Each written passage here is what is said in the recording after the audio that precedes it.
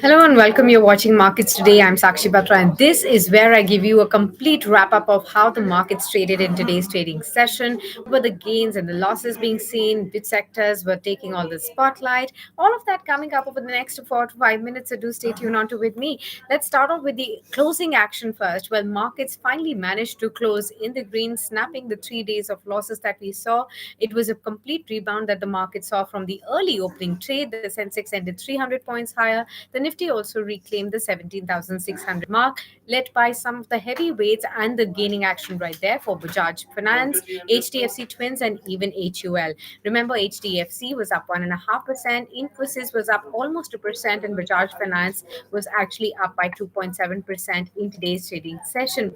Of course, there was somewhat of choppiness and volatility, nervousness that persisted through the trading session ahead of the key central bank's decisions, which is due this week on the U.S.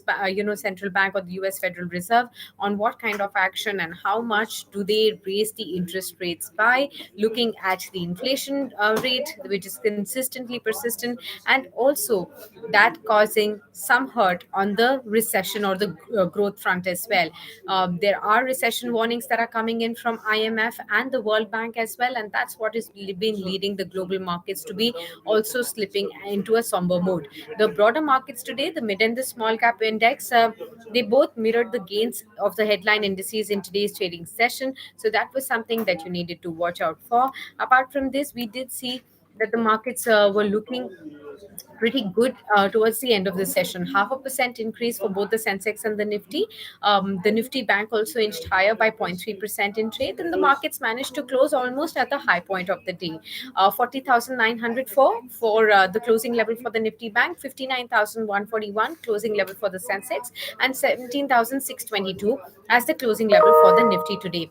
Which was the biggest gainer today? It was M&M. Sharp gains coming in right there, 3% uptick for that one. The Tata Steel counter was the biggest loser on the index. That was down almost 3%. Nifty PSU Bank Index was the one that led from the run today. Among the sectors, it was up 2%. The Nifty Energy Index was down by 0.5% as well. So that's as far as what you need to know about the markets. Now, what do the experts really make of this, and what do they suggest the investors must do? Well, Ajit Mishra, who's the VP of Research at Relicare Broking, believes that the markets managed to end the volatile session on a higher note, taking a breather after the recent slide that we've seen in the previous week. He also believes that the Nifty index witnessed a swift rebound in the first hour of trade after the initial fall and then remained range bound after that. Meanwhile, sectoral trend he believes was mixed, wherein banking, FMCG and auto witnessed buying trend, whereas the realty, energy, and metal indices were actually on the back foot. But he does believe that the choppiness may continue going forward because the India VIX level is still high at above those 20 levels or so. Banking and financials, he believes, may continue to do well on expected lines. He also has a select, positive outlook on, say, autos, FMCG, and he's suggesting investors to go for a buy on dip strategy for these particular sectors. On the flip side, he believes that mostly stocks from IT and pharma space would be in the negative zone, and the market's participants should be aligning their position accordingly as well.